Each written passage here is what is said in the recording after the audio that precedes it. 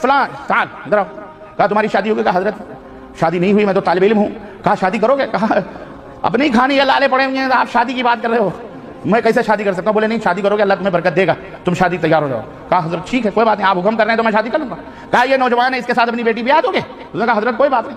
اس نے کہا ٹھیک ہے. نکاح ہو گیا مسجد کے اندر. سنیں آپ، نکاح ہو گیا مسجد کے اندر.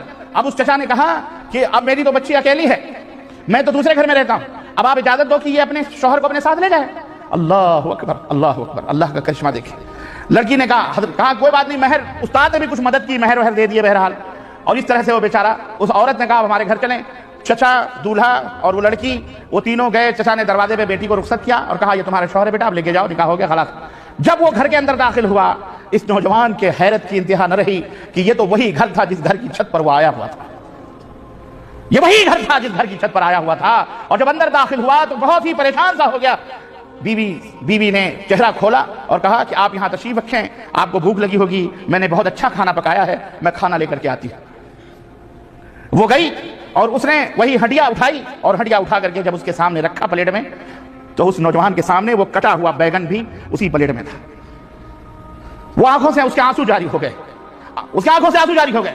بیوی نے کہا خوشی کا دن ہے، خوشی کا مقام ہے، اللہ نے گھر دیا تمہیں، مجھ جیسی حسین و خوبصورت بیوی دی، کھانا بھی دیا، تم روتے کیوں ہو؟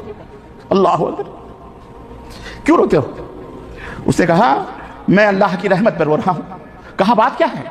کہا بات یہ ہے کہ میں 3-4 دن کا بھوکا پیاسا پردیسی، میں طالب علم، میرے پاس ایک کوڑی بھی نہیں کہ میں اپنے پیٹ کی بھوک بجھا دوں.